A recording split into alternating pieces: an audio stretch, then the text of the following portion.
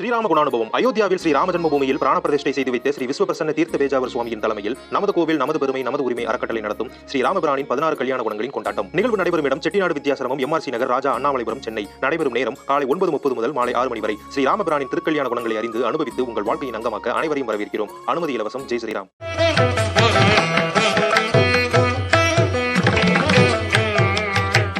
திருவருள் டிவி நேயர்களுக்கு அன்பான பக்தி வணக்கங்கள். இன்றைக்கு ஸ்லோகம் பார்க்க போகிறோமா அப்படின்னா கிடையாது. ஒரு சீரீஸ் ஆஃப் ஒரு செட் ஆஃப் அஷ்டகங்கள் பார்க்க போகிறோம் அப்படின்னு சொல்லணும். ரொம்ப ரொம்ப முக்கியமான ஒரு அஷ்டகம் இது. தோடக அஷ்டகம். நிறைய பேர் கேள்விப்பட்டிருப்பீங்க. இந்த தோடகம் அப்படின்னாலே கொஞ்சம் கஷ்டமான தாள நடையில் அமைஞ்சிருக்கக்கூடிய ஒரு பாடல் அப்படிங்கிறதுக்கு ஒரு உதாரணம். சரியா? ஸோ அதனால் இந்த தோடகாஷ்டகம்னா என்ன, அதில் எத்தனை பாடல்கள் இருக்குது, அதெல்லாம் தான் நம்ம இப்போ பார்க்க போகிறோம். ஆக தோடகாஷ்டகம் அப்படிங்கிறது பார்த்திங்கன்னா, ஒரு தடவை ஸ்ருங்கேரி மடத்தில் சங்கர சிவாச்சாரியார் என்ன சொல்லியிருக்கிறார் அப்படின்னா, அவர்கிட்ட நிறைய மாணாக்கர்கள் படித்தாங்க. அதில் இந்த ஆனந்தகிரி அப்படின்னு சொல்லிட்டு மானசீக குருவாக அவரை ஏற்றுக்கிட்டு அவருக்கு நிறைய பணிவிடைகள் செய்யறதுக்கு ஒரு மாணாக்கர் சேர்ந்தார்.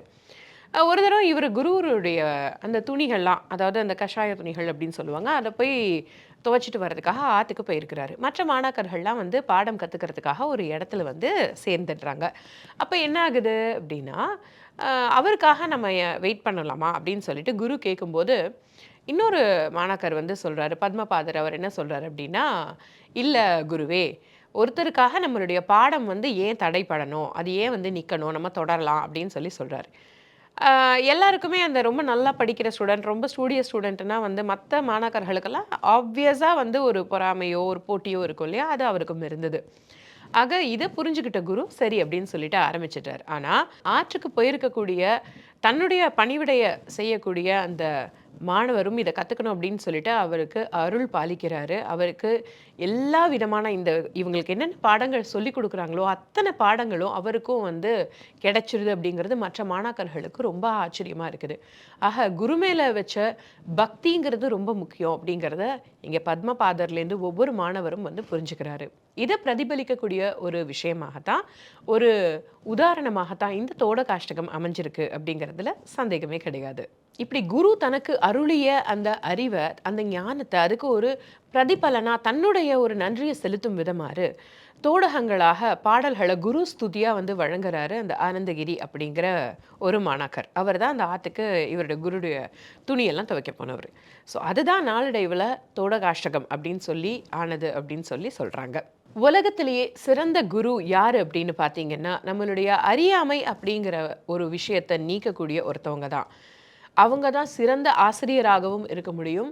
இந்த அறியாமை அப்படிங்கிறதான் இருக்கிறதுலையே ரொம்ப ரொம்ப ரொம்ப கஷ்டமான ஒரு பாடம். ஸோ அந்த தேவையில்லாத ஒரு பாடத்தை அதை நீக்கிட்டு அந்த நாலேஜ், ஞானம் அப்படிங்கிற ஒரு விஷயத்தை புகுத்தக்கூடிய குரு தான் உண்மையான குரு அப்படிங்கிறத வெளிப்படுத்தும் விதமாக இந்த தோடகாஷ்டகம் அமைஞ்சிருக்கு. தோடகாஷ்டகம் மொத்தம் 8 பாடல்கள் இருக்குது.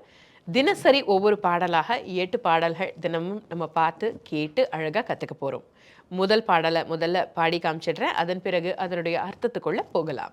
விதிதா கில சாஸ்திர சதா ஜலதே மஹிதோபனிஷத் கதிதார்த்தனிதே ஹிருதய கலயே விமலம் சரணம் பவசங்கர தேசிகமே சரணம். இதுதான் அந்த பாடல். இந்த பாடல் ஒவ்வொன்றிலையும் பார்த்தீங்கன்னா பவ சங்கர தேசிகமே சரணம் அப்படின்னு தான் தோடகாஷ்டக பாடல் எல்லாமே முடியும். ஆக இந்த முதல் தோடகாஷ்டகத்தினுடைய அர்த்தம் என்ன அப்படிங்கிறத தெரிஞ்சுக்கலாம். இதுதான் முதல் தோடகாஷ்டக பாடல். ஒவ்வொரு தோடகாஷ்டக பாடல்லையும் பார்த்தீங்க அப்படின்னா பவ சங்கர தேசிகமே சரணம் அப்படின்னு தான் ஒவ்வொரு பாடலும் முடிவடையும். இந்த பாடல் பாடி கேட்டுட்டோம். இதனுடைய அர்த்தம் என்ன அப்படிங்கிறத நம்ம பார்த்துடலாம்.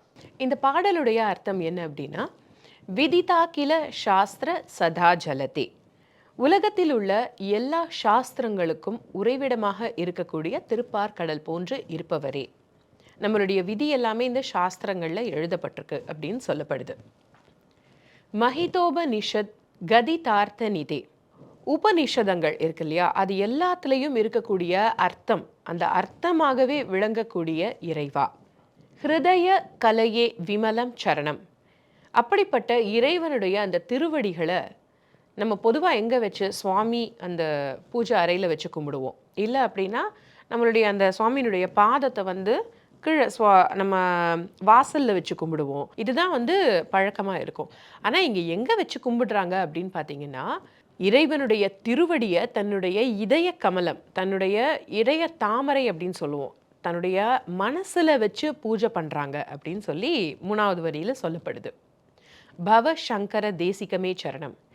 எல்லாத்துக்கும் குருவாக இருக்கக்கூடிய இறைவா, என்னுடைய அறியாமையை நீ போக்கணும், உன்னிடம் நான் சரணடைகிறேன் அப்படிங்கிறது தான் இந்த அழகான முதல் தோடகாஷ்டக பாடலினுடைய பொருளாக அமைஞ்சிருக்கு. இதே போல் நாளை 2ஆம் தோடகாஷ்டக பாடலினுடைய அர்த்தத்தை தெரிஞ்சுக்கலாம், அந்த பாடலை தெரிஞ்சுக்கலாம், இன்னொரு குட்டி குட்டி கதைகளை தெரிஞ்சுக்கலாம். ஆனால் அதுக்கு நீங்கள் திருவருள் டிவியை சப்ஸ்கிரைப் பண்ணுங்கள்.